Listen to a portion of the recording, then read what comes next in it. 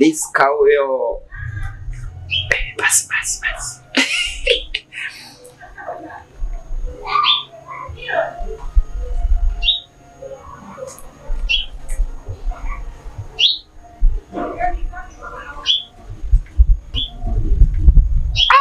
Yani maji ni matamu kama unaweka sukari.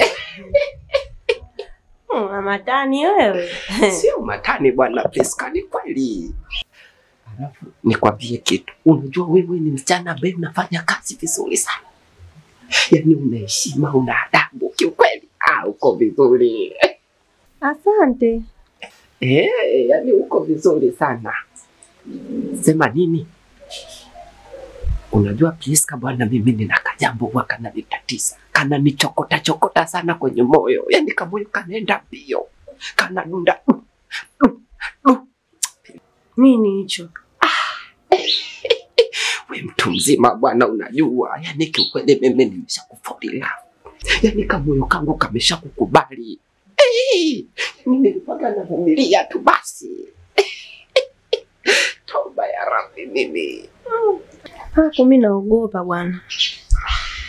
Sasa kwani Priska wewe mgeni wa haya mambo jamani? Mimi nataka kufanya kamoyo kangu kapasuke. Kubalie bwana, yani kiukweli mimi nakupenda na siwezi kukusumbua. Yani mimi ni mwaminifu wewe. Sema basi. Sawa, nitafikiria. Na nikwambie kitu. Kamshahara kangu kakitoka na kukatia nusu. Toba ya Rabbi mimi maneno. Kweli. Sawa. Lakini najua nyinyi wanaume ni waongo. Naweza nikakukubalia hapa mwisho wa siku kanisaliti. Sitaki. Sasa nikwambie kitu. Mimi siwezi kukusaliti. Kweli kabisa, yani mimi. Toba ya Rabbi. Kwa nikipewa kamshahara kupa kidogo. Nitafikiria. Sasa habari tena za kufikiria na wewe Priska, si ungeniambia tu hapa. Mimi nenda ndani maana bosi hajaamka. Sawa. Naona gari lake ile pale. Akitukuta hapa, nadhani unamfahamu alivyo. Sema usisahau, fikiria bwana.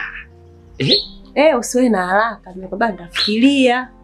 Sawa. Nenda ndani. Siache basi. Haya.